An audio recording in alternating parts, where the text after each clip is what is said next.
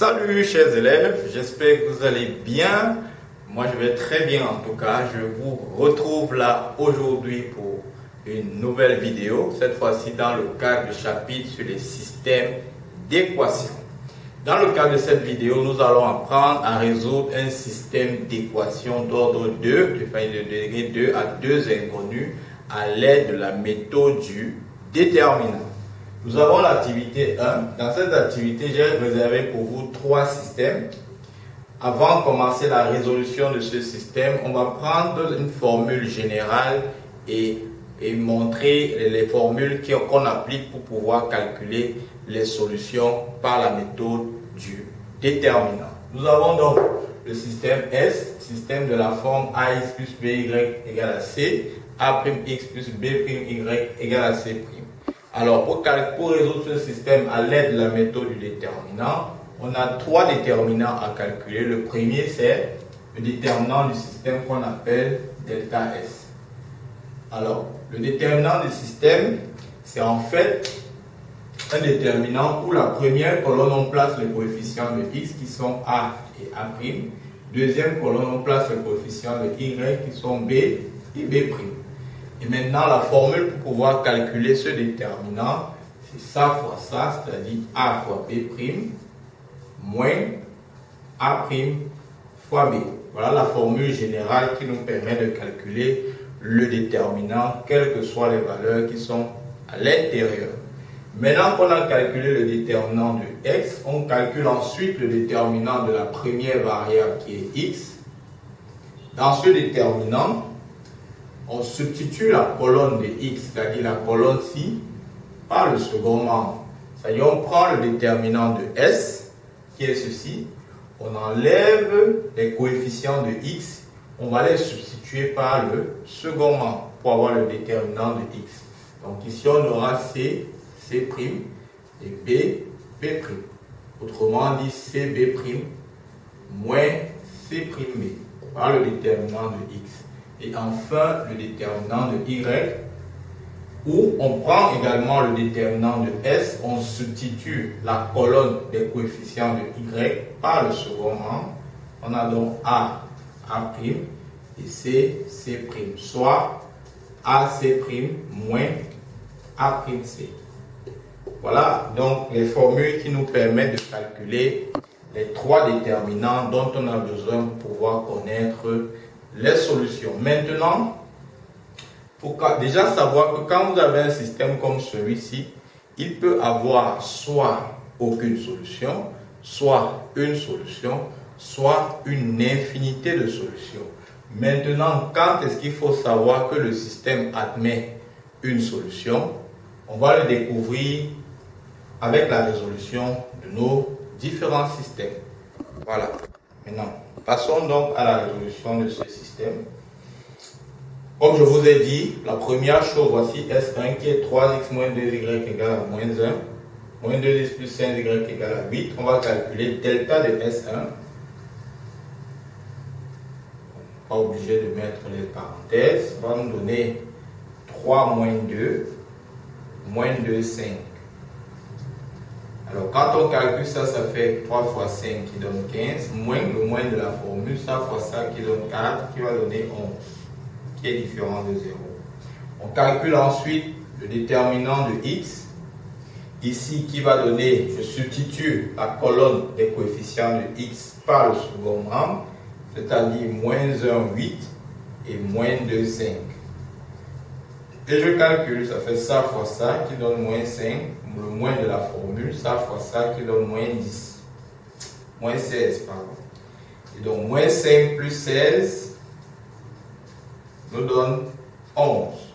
Je calcule enfin le déterminant de Y, où je vais substituer, je prends le déterminant de S, je substitue la colonne des coefficients de Y par le second membre. J'ai donc ici 3 moins 2, moins 1 et 8. Et je calcule, ça me fait 3 fois 8, moins de la formule 1, moins 1 fois moins 2, c'est-à-dire 24 moins 2 qui donne 22. Alors, premier constat ici, c'est déjà qu'on constate que tous les trois déterminants sont non nuls. Bon, je vais finir par vous rappeler cela. Il faut comprendre que si le déterminant du système est différent de 0, alors forcément votre S a une seule solution. Donc si vous calculez le déterminant de S, il est différent de 0, ça veut dire que votre système a une seule solution. Comment je fais donc pour trouver la solution qui est en fait un couple X et Y? En fait, comme ici, notre déterminant étant non nul, ça veut dire que S1 a une solution. Comment je fais pour trouver X? Venons ici. Pour trouver X, qu'est-ce que je vais faire? Pour trouver X, vous faites delta de X sur delta de S1, tout simplement. C'est-à-dire, on a trouvé delta de X était égal à 11, delta de S1 qui donne 11.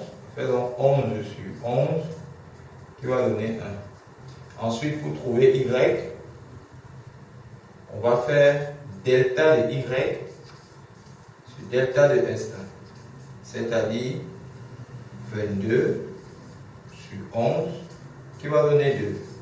Maintenant qu'on a trouvé le X et le Y, on peut donc conclure en mettant l'ensemble de solutions qui est le couple formé S était égal l'ensemble de solutions appelé S1 formé du couple 1, 2, tout simplement.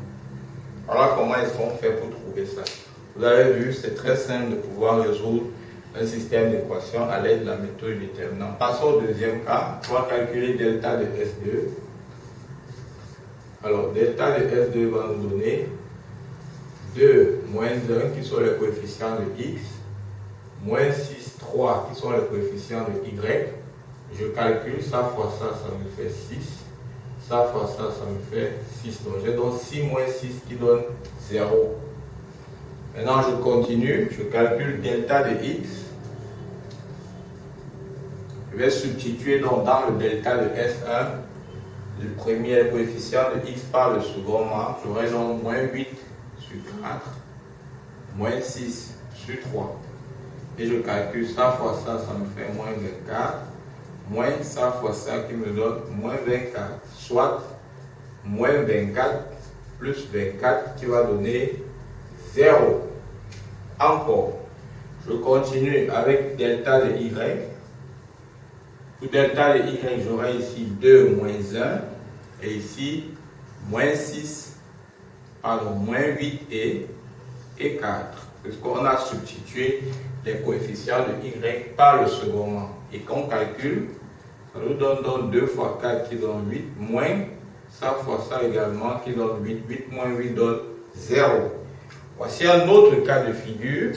Lorsque vous calculez tous ces déterminants et vous vous rendez compte que tous les déterminants donnent l'unique valeur qui est 0, c'est-à-dire si tous les déterminants donnent 0, l'ensemble de solutions de S2, ce n'est rien d'autre que l'ensemble des couples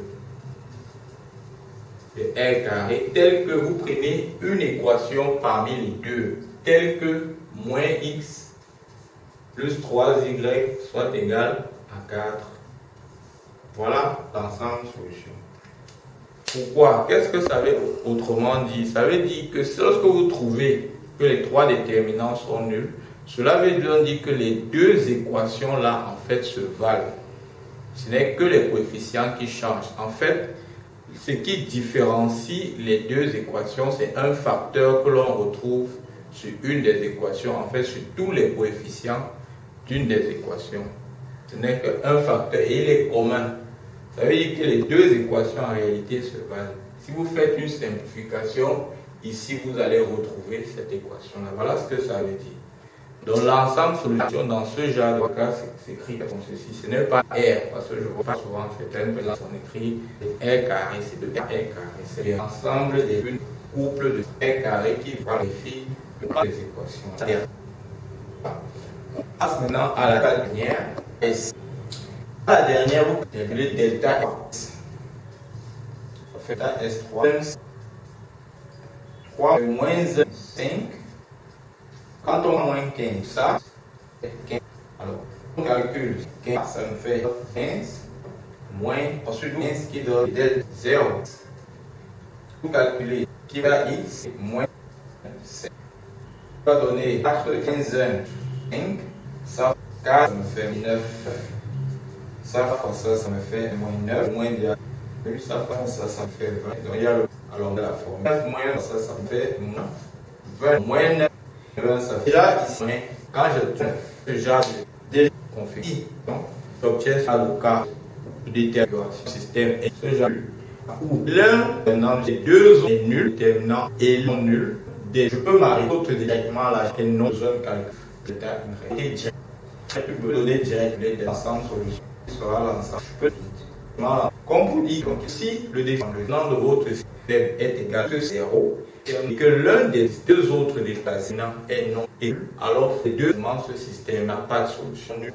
L'ensemble de solutions, c'est un ensemble vide.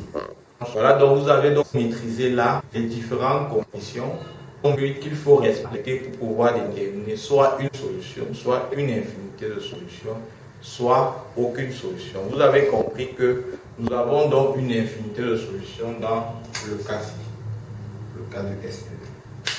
Laissez-moi en commentaire si vous avez d'autres préoccupations, si la vidéo pour vous n'a pas été très bien comprise, ça va nous permettre de nous améliorer par le futur. Je vous remercie pour votre attention et je vous donne rendez-vous pour une prochaine vidéo. Bye bye.